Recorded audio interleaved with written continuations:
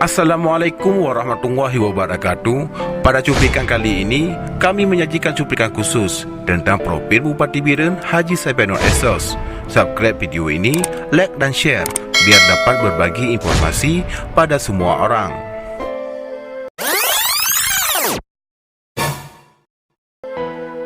Kabar duka datang dari Kabupaten Biren. Haji Saipanur Esos, Bupati Biren, periode 2017 hingga 2022 tutup usia di Rumah Sakit Siloam Dirga, Suria Medan pada hari Minggu, tanggal 19 Januari 2020 sekira pukul 21.10 waktu Indonesia Barat.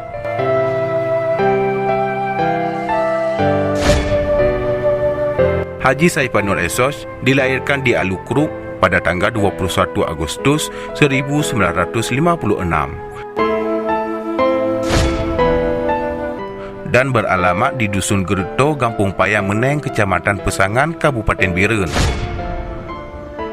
Ia menamatkan pendidikan formal di Madrasah Ibtidaiyah Negeri Dungdanun pada tahun 1963 hingga 1969 dan juga menamatkan Madrasah Sanawiyah Negeri Pesangan pada tahun 1971 hingga 1974 serta menamatkan Madrasah Aliyah Swasta Darussaadah Pesangan pada tahun 1979 hingga 1982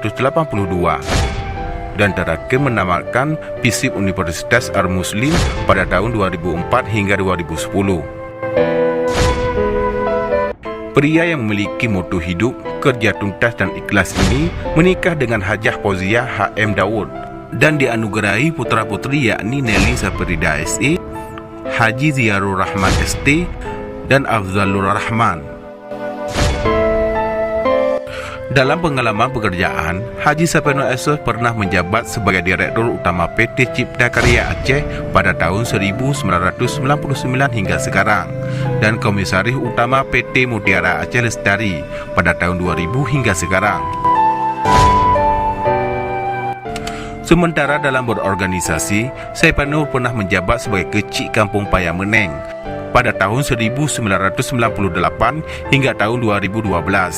Juga pernah menjabat sebagai Ketua Kasgoro Pesangan pada tahun 2009 hingga 2012 dan terakhir juga pernah menjabat sebagai Ketua Umum DPD 2 Partai Golkar Kabupaten Biren periode 2011 hingga sekarang. Kemudian Haji Saipanur Esos bersama Dr. Haji Muzakkar Agani SH, MSI terpilih sebagai Bupati dan Wakil Bupati Biren dalam periode 2017 hingga 2022.